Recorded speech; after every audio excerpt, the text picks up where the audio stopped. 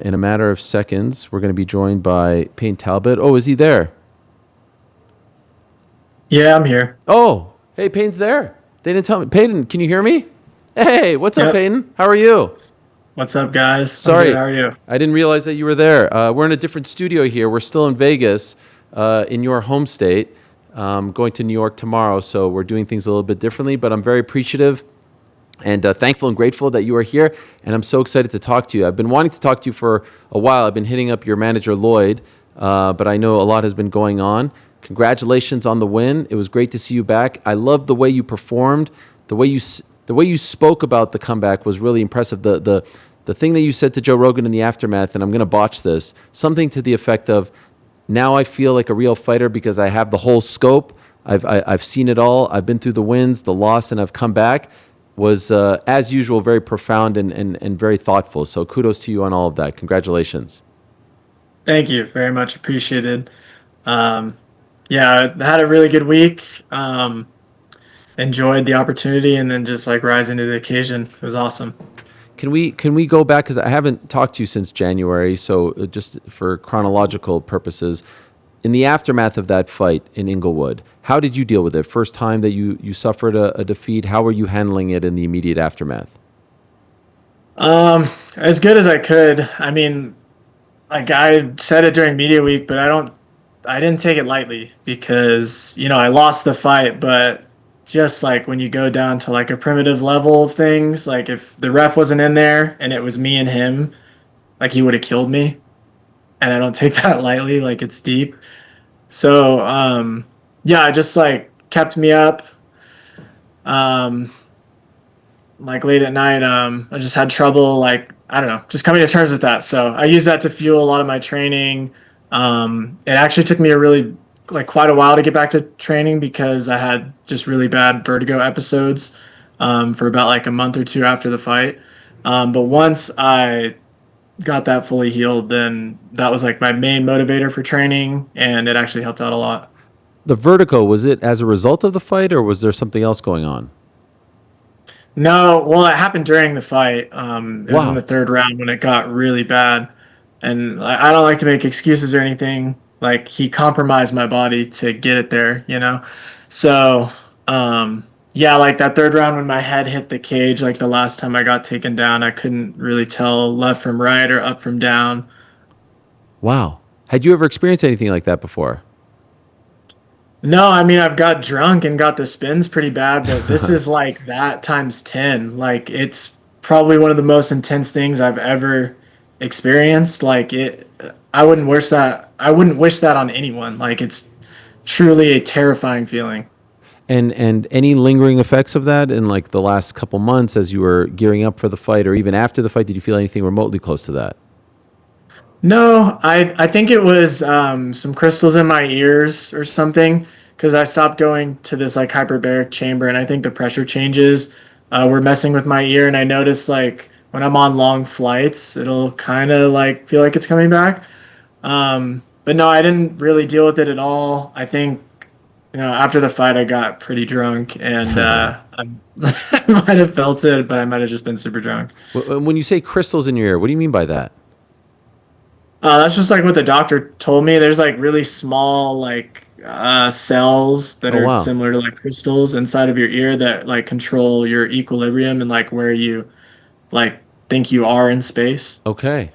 In retrospect, did you take Barcelos lightly? Like, what went wrong there? Because it was shocking to see you were such a big favorite. You had been so dominant, and then happens. What do you think was the culprit there in that fight?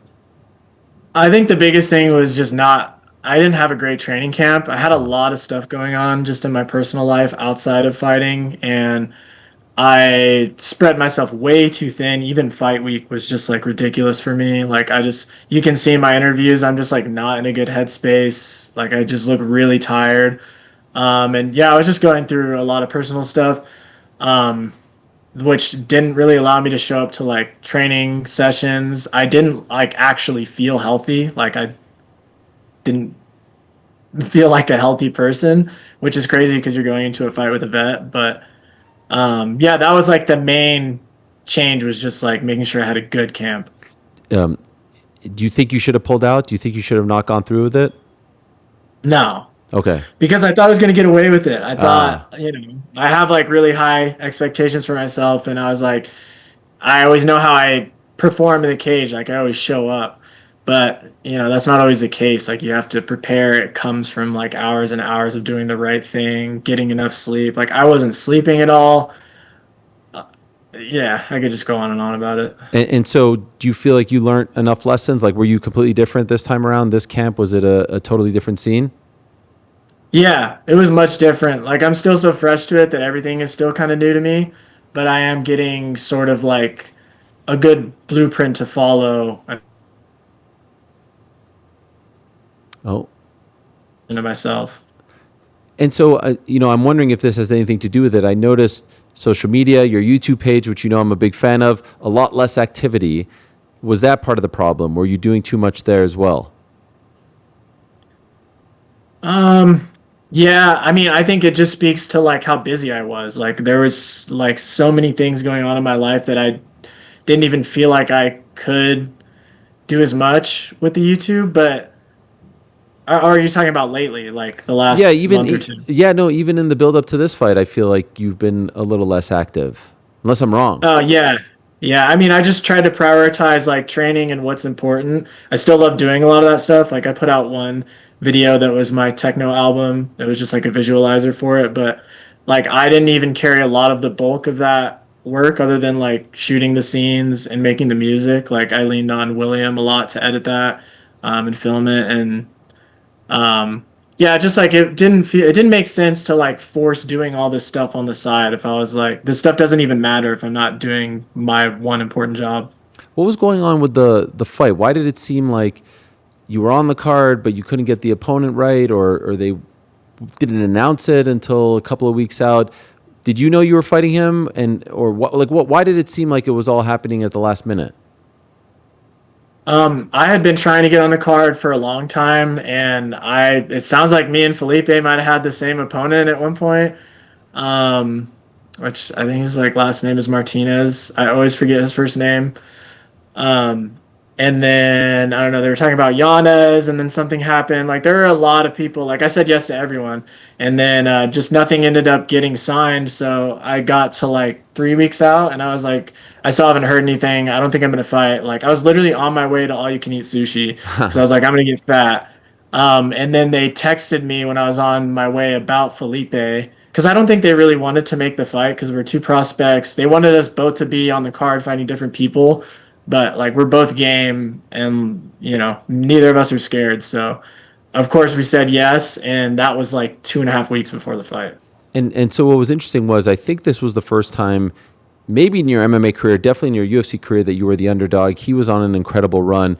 It didn't feel like sometimes in these cases where they are very high on someone and they stumble, they'll give them, a bit of a make do fight, if you will. This didn't feel like that. This I was like, damn, they're throwing him right back in there, potentially against someone who's even tougher than Barcelos.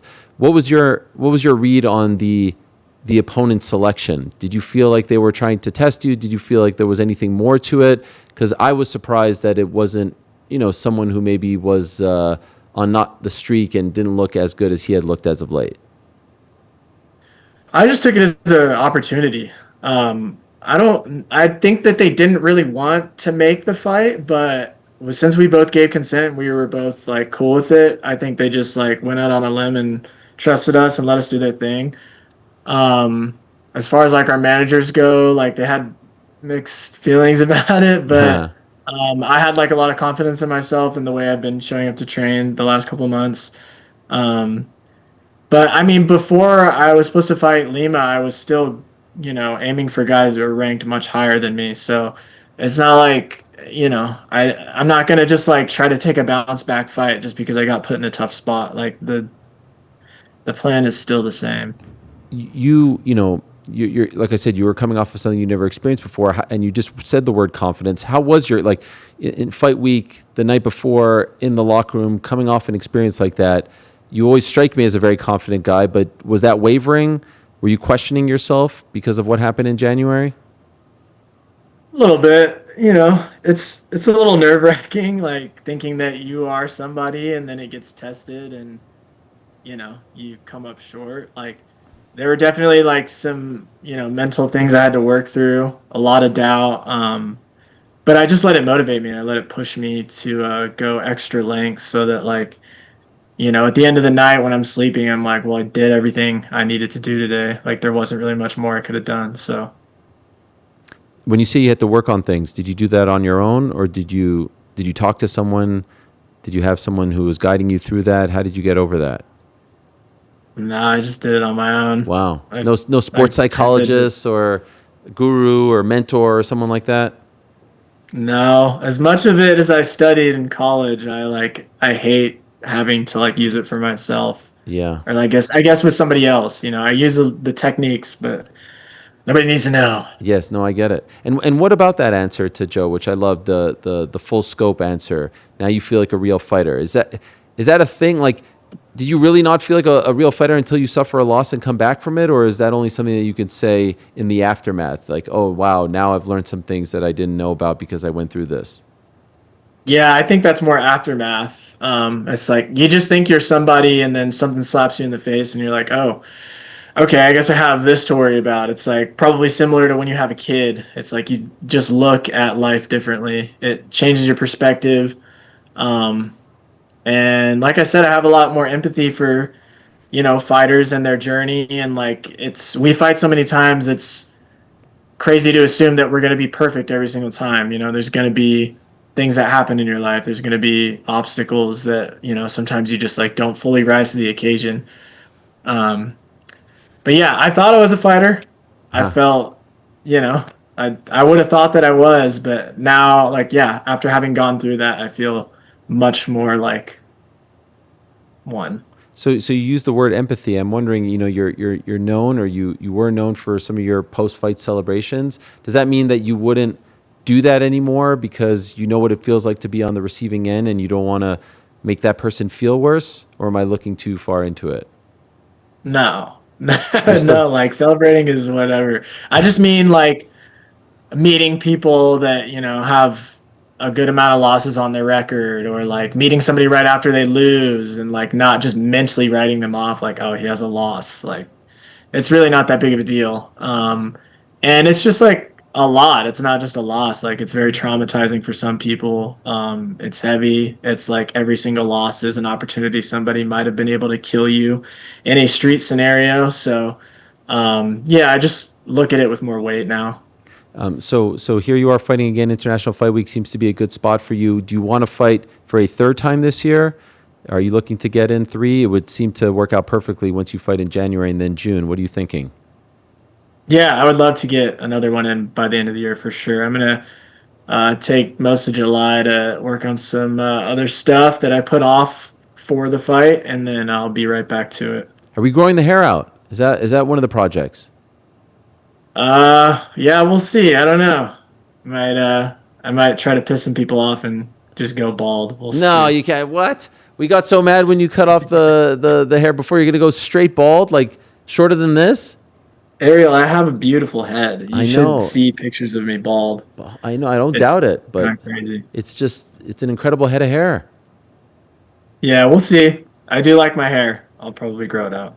Can I ask you about this friendship with Frank Ocean? Everyone's very very obsessed with it. That he was at your fight. That he talks about you and posts about you. How did you guys become friends?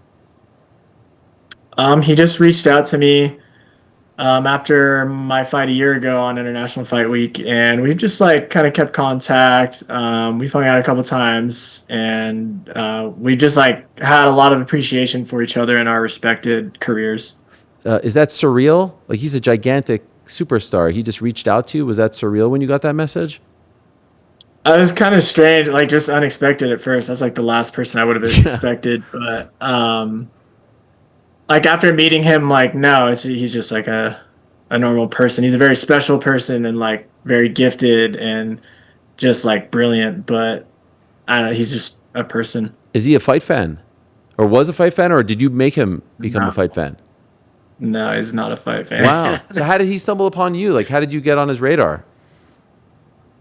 I don't know. The universe just connects people. It has a Incredible. weird way with the strings. Okay, so does he try to get into it? Like, do you try to explain to him what fighting is all about or the psychology? Because there's a beauty to it, which you exemplify. Do you get into that sort of thing or not really?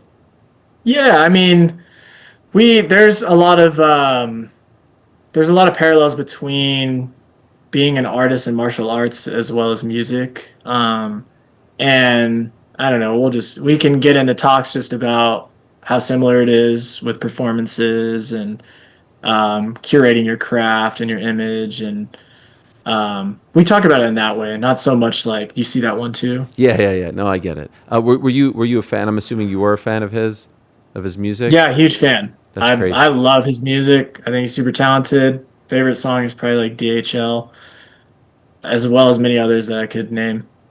I was talking to the boys on the show before you came on at the top of the show, and the name Malcolm Wellmaker was thrown out there. Are you familiar with him? Have you seen what he's done as of late? Oh yeah, I'm familiar with him. What do you think? He's fun to watch. I like him.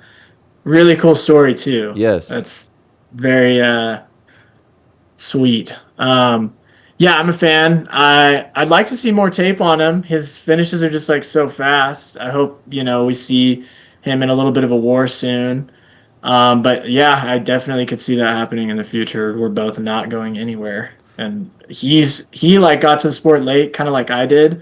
So we have very similar journeys. He's just a little bit older than me, so I think he'd just see a wild fight if we were to fight. Yes, but I do think a little bit too early. You're still both on the come up. That could be a huge one because you both have that star-like quality. You've talked about O'Malley in the past, but now we're sort of unclear where he's at. Do you think what happened against Merab makes it more of a possibility that you may face him sooner rather than later?